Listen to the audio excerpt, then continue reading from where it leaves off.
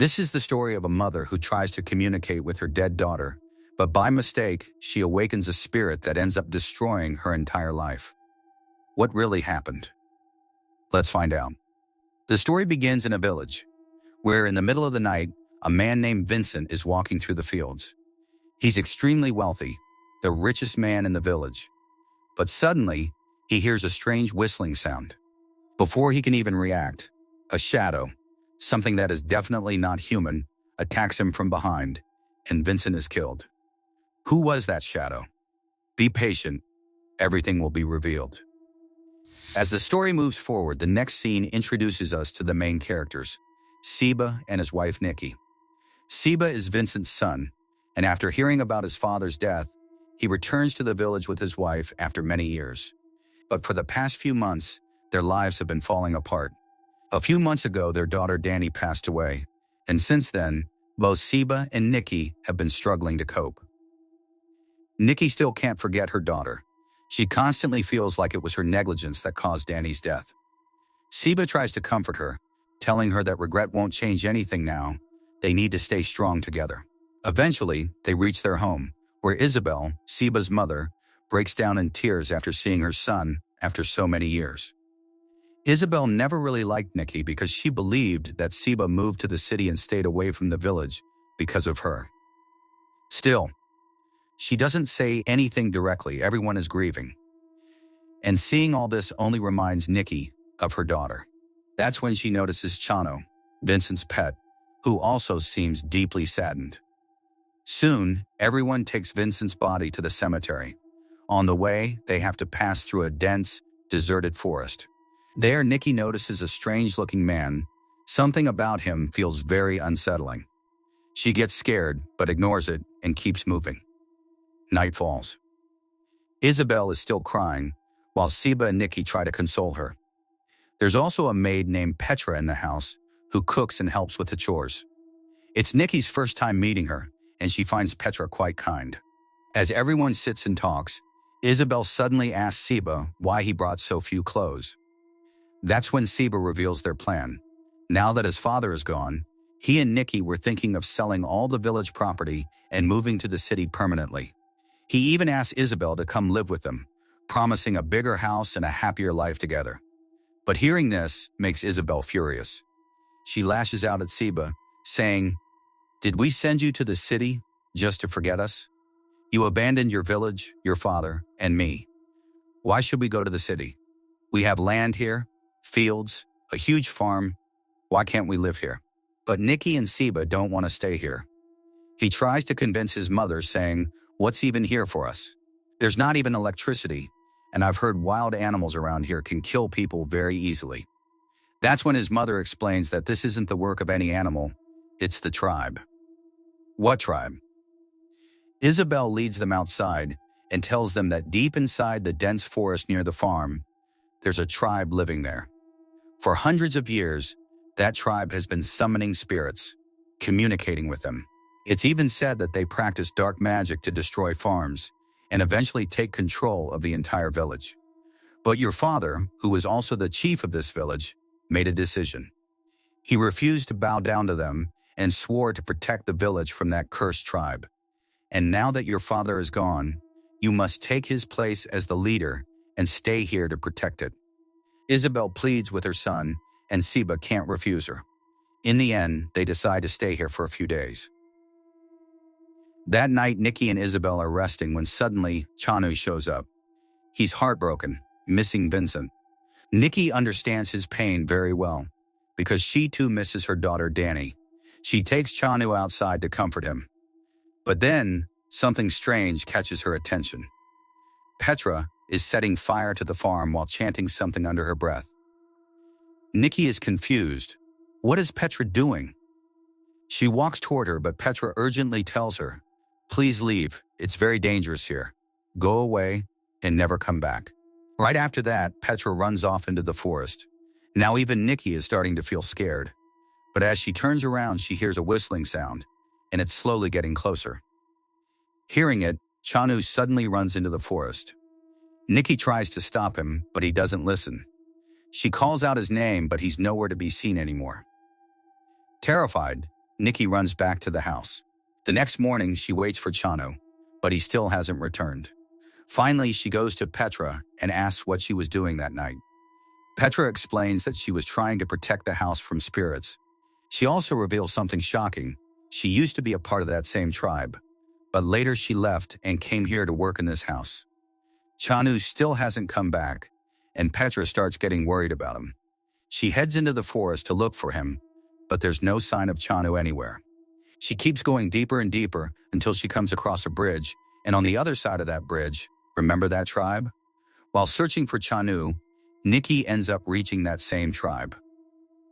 And what she sees there is terrifying. They're performing some kind of ritual. It looks like they're trying to summon a spirit. Right in front of her eyes, they actually manage to call a spirit into a young girl's body. But this spirit isn't just anyone. It's Nikki's daughter, Danny. Danny looks at her and says, Mom, come here. I miss you so much. The moment she says that, all the tribe members notice Nikki. Before they can reach her, Nikki runs away. But Danny's voice keeps echoing in her ears. That same voice, over and over again. Nikki can't tell what's real and what's not. Has Danny's spirit really come back to this world? Before she can even process it, Seba arrives in the forest while searching for her and takes Nikki back home. Nikki tells him everything, but Seba tries to calm her down. He says the tribe is nothing but frauds. They'll trick her, fool her, and take all her money and land.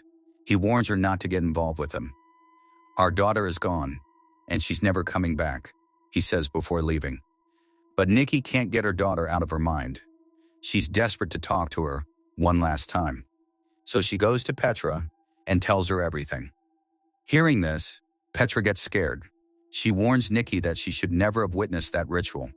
Anyone who sees those ceremonies can be followed by spirits. She tells her to never go there again. But Nikki begs her, please, I just want to talk to my daughter once. Please call her spirit. Petra refuses. She warns Nikki that even the smallest mistake in such a ritual could invite a dangerous spirit that might kill her. She tries her best to stop her. But Nikki is determined now. No matter what happens, she has to talk to her daughter. The very next day, without telling her husband, she goes back to the tribe. This time, she meets the tribe's leader. She tells him everything and says, I'll pay you whatever you want. Just let me talk to my daughter once. The leader explains that the girl they used to summon spirits into is already dead, and they can't take that risk anymore. He tells her to leave, and they send her away. Nikki had no idea what to do. But just then, a man from the tribe named Lawrence stops her and says, My daughter can summon spirits. She can even bring your daughter's soul into her own body. But it will cost you money. I need it. I have to take my daughter to the city. Hearing this, Nikki agrees. They decide that after 2 days, they'll meet inside a cave to summon Denny's spirit. Nikki is overjoyed. She goes back home, but doesn't tell anyone about it. On one hand, Nikki is happy, but on the other side, Seba is slowly starting to realize that his father didn't die in an accident. Maybe someone from the tribe killed him in anger. Rage begins to build inside him. He wants revenge. He wants to wipe out the entire tribe. Nikki, unaware of all this, is wandering around with Petra. She asks her, Tell me something. Out of all the spirits your tribe has ever summoned, which one is the most dangerous? Petra replies, Hundreds of years ago, there was a boy. They say he enjoyed killing people. When his father tried to stop him, he killed his own father.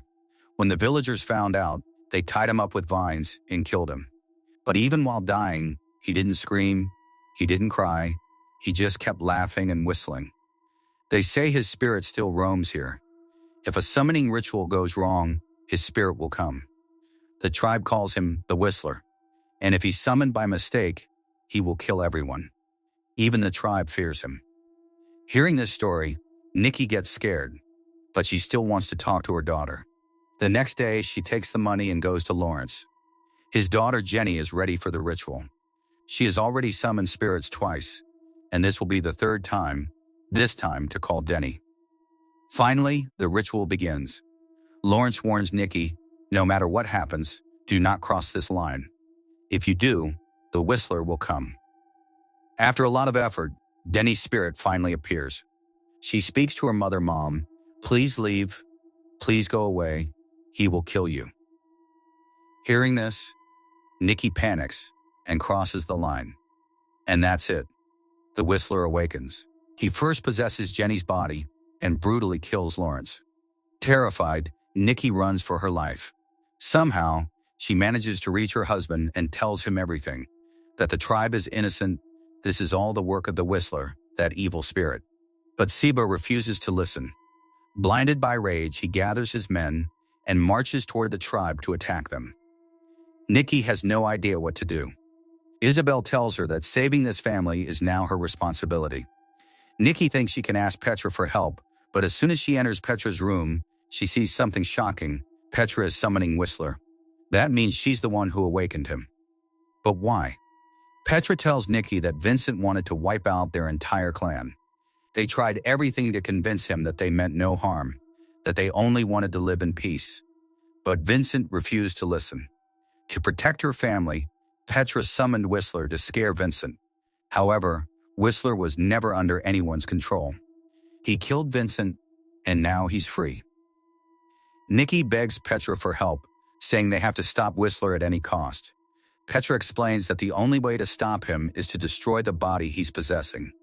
That would calm Whistler's spirit for a while. But Nikki can't bring herself to kill Jenny. She's already lost her own daughter, and she refuses to lose another child.